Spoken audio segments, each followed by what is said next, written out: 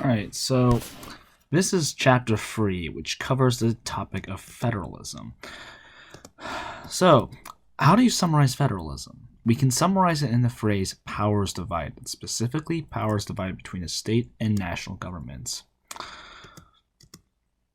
So, federalism, and for a more specific definition, it's the division of power on a territorial basis between the central or national government and the regions, provinces, and states, as opposed to, separating them by function, like what we have in the separations of powers of our three branches of government. Federalism can also be seen as an unending tug of war between the state governments and the federal governments, or even between state governments and the local governments. So if you want to, some other types of if you want some other types of government system, an example would be the confederation system, that are not, basically these are examples of government that are not federal. So the confederation system is a central government and is in which a state or local government directs the central government or the citizens. Or basically, in other words, the central government is a creature of the constituent governments. Example would be the United States under the Articles of Confederation or the modern-day European Union. A federal system is one where you have power divided between central and state or local governments. Both the government and constituent governments act directly upon the citizens, and both must agree to constitutional change. Examples will be not in addition to the United States since the adoption of the Constitution, but also Canada. A unitary system, on the other hand, is where the power is centralized. The central government dictates some things to states, and the state governments are often appointed by the central government. Or if not, at least the state government is heavily controlled by the central government. So examples would be the United Kingdom and France, with France being one of the most centralized of the democratic states. So types of powers, you can divide them by degree of explicitness, like how explicitly they're stated in the Constitution, which expressed or enumerated, implied, or inherent. Expressed or enumerated are the ones that are explicitly stated, like it says in the Constitution, you can do this. Implied are based on certain clauses, especially the article that especially the clause in Congress that more or less says Congress can do whatever it deems necessary to execute its functions. These are powers that are implied based on what the Constitution says. Inherent are just dead obvious. Do we really need to say these? For example, national defense. Another way is degree of sorting them is by degree of dispersal. Is it exclusive, like only the states or only the federal government can do it, or are they concurrent or shared, like both the states and the federal government both do them? So the availability of powers, they can be granted or delegated, or denied or ungranted or reserved. So let's, so basically you can, nice little Venn diagram is sorting it between national government and state government. And above the line is powers granted, and below are powers denied. And basically delegated powers are the ones that are delegated to the national government. Reserved powers are the ones that are reserved for the state government. Concurrent powers are powers that they share. And you basically expressed, enumerated, and implied or inherent apply to delegated powers in a national government, whereas the 10th Amendment, which deals with enumerated, which deals with the power of those state governments, falls under here. Now you have rights, powers that are denied at the national level, denied at the state level, as well as denied at both levels. So let's talk about expressed. Expressed, like I said, are spelled out in the Constitution, like Article 1, Section 8, which I believe is the one that basically says Congress can do whatever it needs.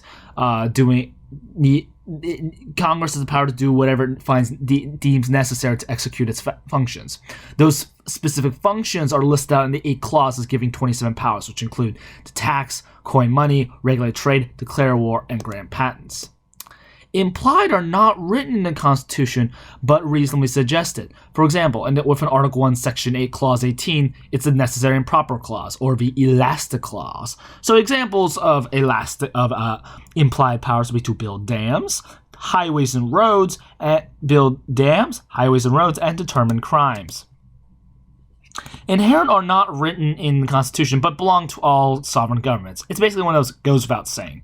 Examples include regulate immigration, grant diplomatic recognition to nations, and protect the nation. So denied powers. So examples. So an expressly denied power is infringe on rights, speech, press, etc., or tax exports. If you're wondering this one's obvious. This one's quite obvious why you want to prevent this, but if you're wondering why this was added, this was pushed for by the sovereign delegates of the Constitutional Convention in order to avoid their tobacco exports being taxed and thus made less competitive on the global market. So,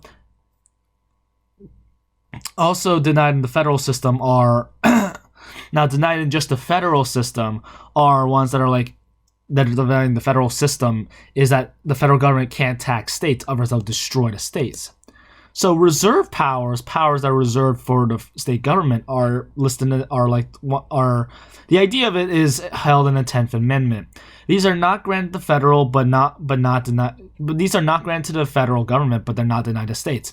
For example, determining legal marriage age, drinking age, professional licenses, and organizing public schools. Now this one, this one.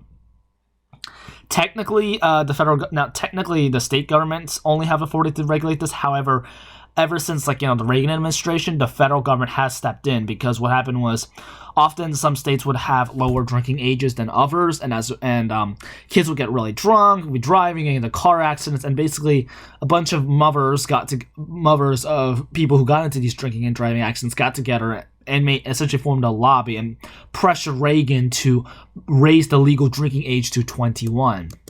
Now, powers denied to the states are basically the powers denied to the states, but they are not because they are not these are powers. Sorry. Let me restart. These are powers that are not granted to the states because they're not a federal government. Examples would be making treaties, print money, or denied rights to citizens. The reason why these two were banned from the reason why these two powers were denied to states, that during these Articles of Confederation, you had, well, for one thing, states printing their money, creating this absolute logistical and financial nightmare for anyone who wants to trade within the colonies or with the colonies. Making treaties, each state would often, some states would actually sign their own treaties with foreign governments, totally undermining the national government. And this one is also quite obvious if you look back at the Civil Rights era. Often many states, especially in the South, but also some in the North, would refuse to integrate their schools by claiming quote-unquote states' rights. And the Supreme Court and the federal and eventually the president basically stepped and say, no, you can't do that. You can't deny civil rights to citizens, especially if they're minorities. You can't deny them the rights based on their race. So, yeah. Concurrent powers are powers that both the states and national government have and may be exercised separately and simultaneously. Example would be collecting taxes, defining crimes, and taking private property for public use, also known as eminent domain. So both state and national governments are denied the power to violate rights of citizens. Pretty obvious why, because you don't want the states or the national government becoming a tyrannical dictatorship.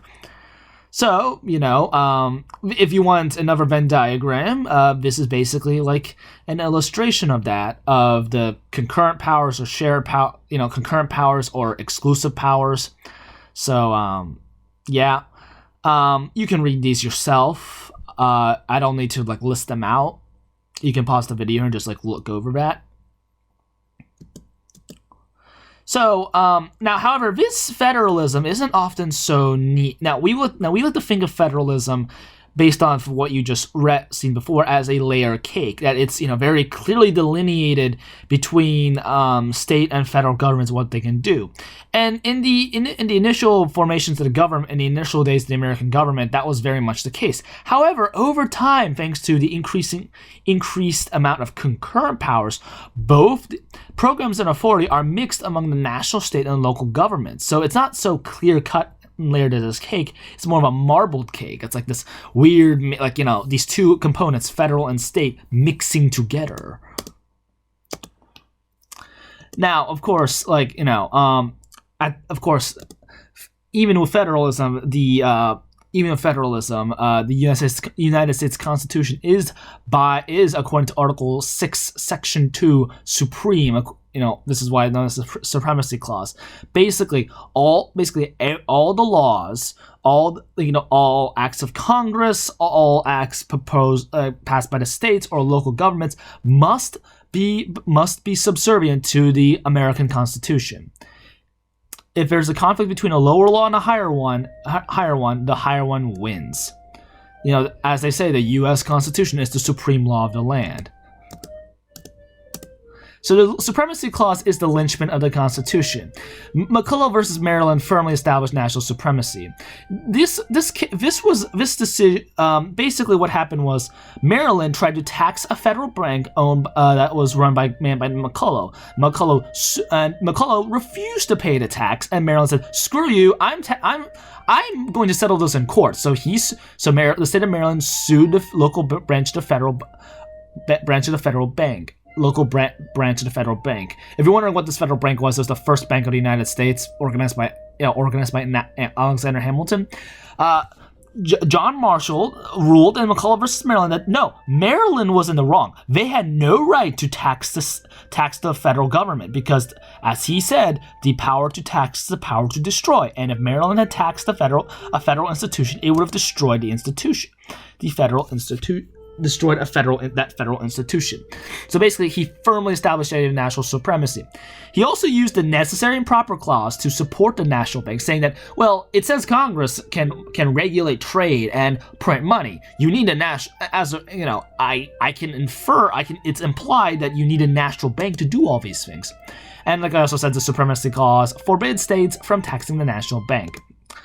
So, the Constitution, in the words of Marshall, was not a contract. In the ideas of Marshall, was not a contract between the national government and the states, but it's with we the people.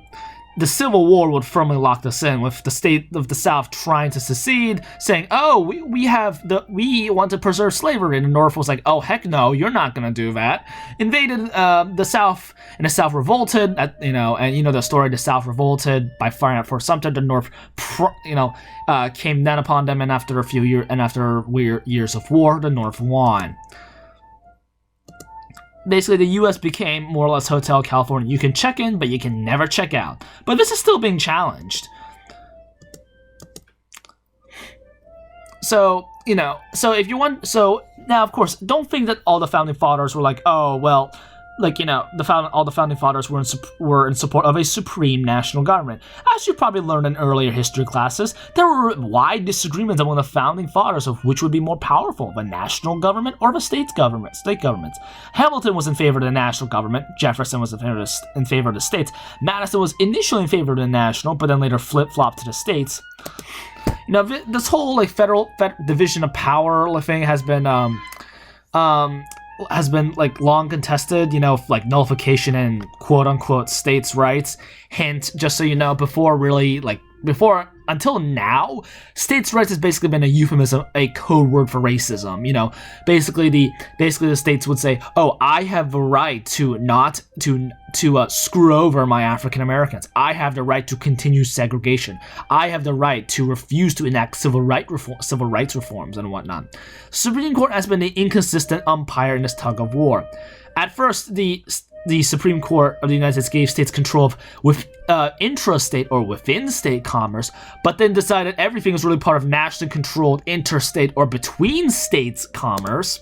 So, long story short, the SCOTUS, Supreme Court of the United States, long used Commerce Clause to control everything. Now, the case U.S. versus Lopez begins pushing back against an overly mighty national government.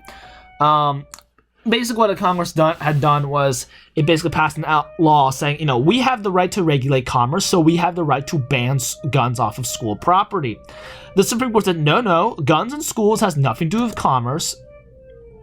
And if commandeering was disallowed, basically the federal government can't force states to. And also, you also have now today commandeering is disallowed. You can't force states to do ICE's or Immigration and Custom Enforcement's job. So that's why you have sanctuary cities, because legally the local police units can't be forced by the federal government to do so. Now there are. The state police units are not entirely independent. Often we'll get into fiscal federalism, or basically the federal government using money as a carrot and a stick, using federal funds as a carrot and a stick to pressure the states to do whatever it wants. Of course, even that fiscal federalism has its limits, as the coercive holding back of federal funds is disallowed. So, like I said, you can have sanctuary cities. So the states are not mere appendages to the federal government, is the current opinion of the Supreme Court. And instead, the states are residuary sovereigns. But you still get national pushes on the states. For example, you have the Obergefell gay marriage decision, which the Supreme Court said, if you're a state, you cannot ban gay marriage. It's just not allowed. And the Arizona border control decisions. Basically, what happened was Arizona decided to process illegal immigrants with its own officers. The federal government said you can't do that. The Supreme Court said you can't do that. Struck it down. Basically, saying only the federal government can do that. So if you want to see what examples appear in my classroom, here are some examples. There are no federal standards for education, but there are a lot of incentives. Like, for example, race to the top, as what my teacher calls bribes. The group of state governors created the Common Core. State Commission is set up by the General Assembly of Ohio, which writes the standards. AP Central, the guys who run AP courses and universities are impacted by these standards. And the IH Board of Education must use standards and approve a textbook. The principal decides how many semesters course requires, and the social studies department argues about who teaches it, which year to teach it, and which book to use. So basically, it's a top-down approach. The federal government issues some stuff, but it's up to the states and the local governments often to execute it.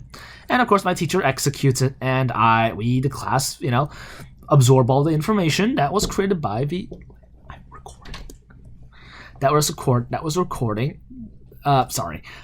Then basically the guys on the ground deal with it. So, another example would be how much money Indian Hill spends on, my school district spends on girls versus boys sports. For example, Congress or the federal legislature would pass a law. The Supreme Court backs up as protecting 14th Amendment fundamental civil rights of girls. As a result, nationally promulgated civil rights legislation overrides any state's rights ideas. So the state of Ohio or local government does what it is told. In addition, the feds use conditional aid to force it through. So basically, they say to the public school, "Hey, if you're not gonna fund girls and boys girls sports equally, we're going to withdraw some funds." And that in of itself is often in a strong enough incentive. So there are benefits of federalism. For example, it allows states to try different things. Creating laboratories of democracy. For example, women could vote in Wyoming in the 19th century. It also allows for some direct or representational democracy. So an example, examples of direct democracy in the states are initiatives or laws and amendments directly proposed and voted on by the people. Referendums the second are another example of direct democracy are referendums or votes for approval of major legislative laws. And a third example of direct democracy in the states are recalls, where voters vote to fire elected officials. I believe California did this 15 years ago with some governor. They just really didn't like him, and they just threw him out and replaced him with the governor or Arnold Schwarzenegger. So if you now, this is a little map breakdown of states that allow for initiative and popular referendum, just popular referendum only, initiative constitutional amendments only, neither method, or states that permit ballot measures in odd years. And as you can see, it's an interesting patchwork. Our home state of Ohio allows for permit ballot measures in odd years and initiative and popular referendum. I believe we had a vote a few years ago to legalize marijuana. It did not pass, though. So, some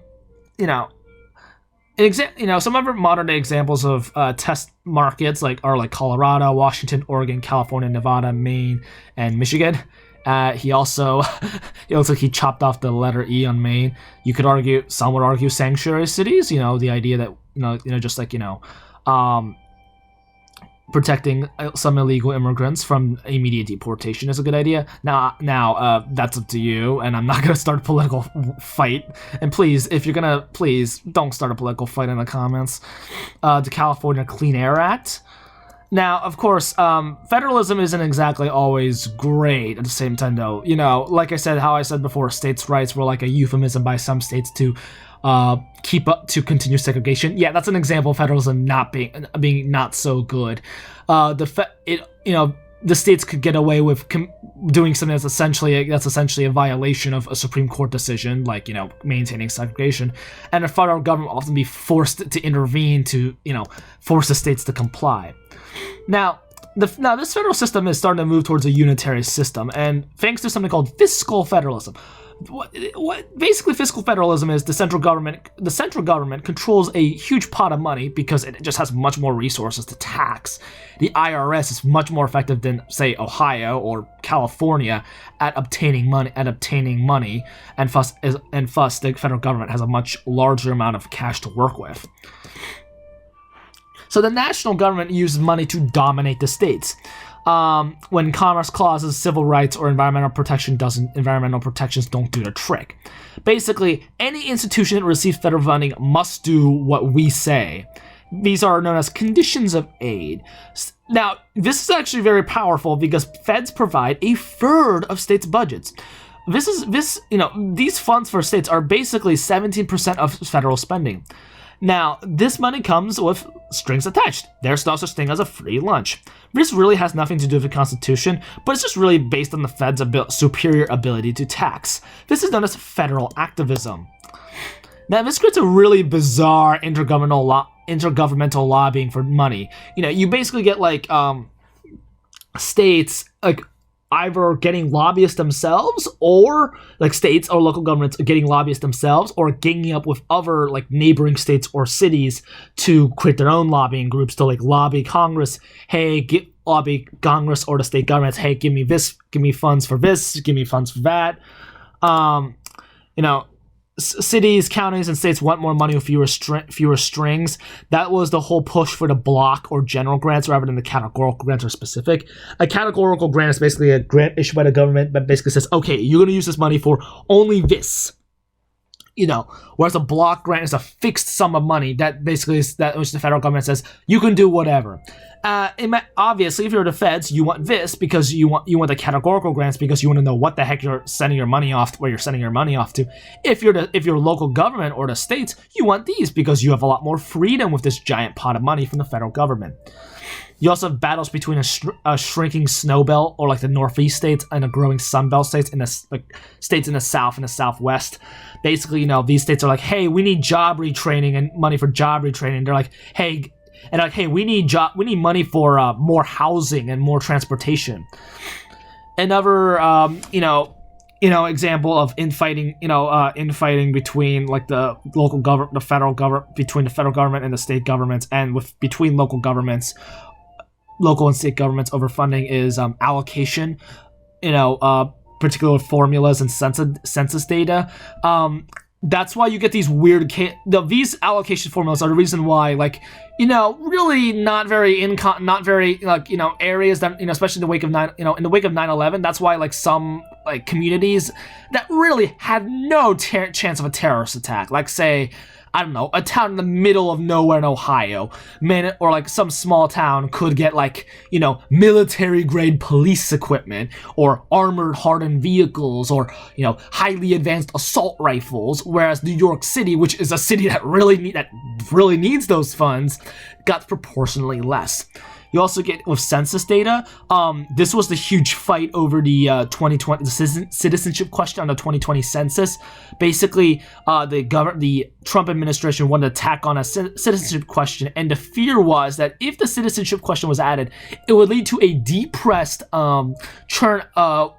response on a census by immigrants, especially Latinos, for fear of being arrested. And as a result, some states like California, Texas, or New York, which have very large immigrant populations, would have received a lot less federal funds than they would have needed for things like education, housing, policing, and whatnot.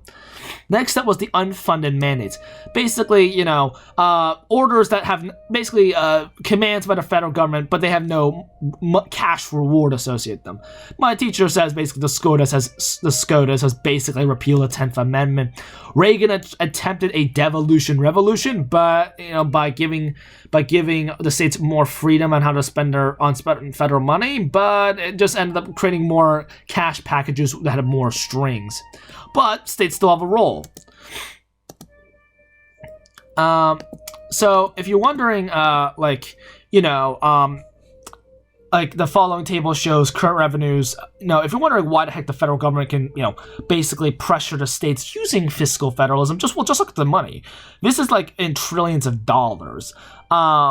Basically, this is like tax revenues based, rough estimation of tax revenues at different levels. As we can see, the federal government is clearly the largest quantity, but much is given to states and grants. This is basically the federal government's way of pushing the states to do certain things. Also, those funds have been shifted around for different things. For example, in the past, those state funds to states were mostly towards income security and transportation. However, now it's mostly healthcare. When it's really funny because American quality healthcare, with the exception of cancer care, really isn't that great compared to developed countries. Especially when considering how much money we spend on. So yeah, basically this is like the amount we basically, the federal government spent more than $577 billion on grants to states in 2014. Basically, a lot of that went to healthcare. Yeah. So, fiscal federalism in action. It really started with the Articles of Confederation, with land grants. Basically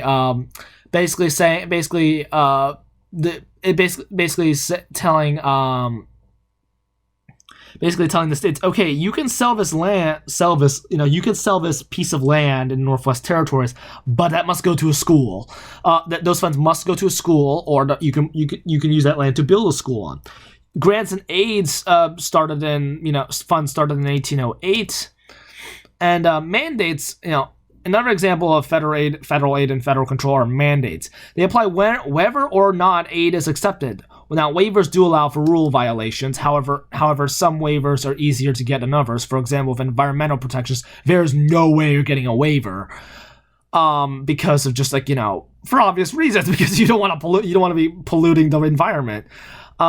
Conditions of aid are basically what must occur for aid to be given out.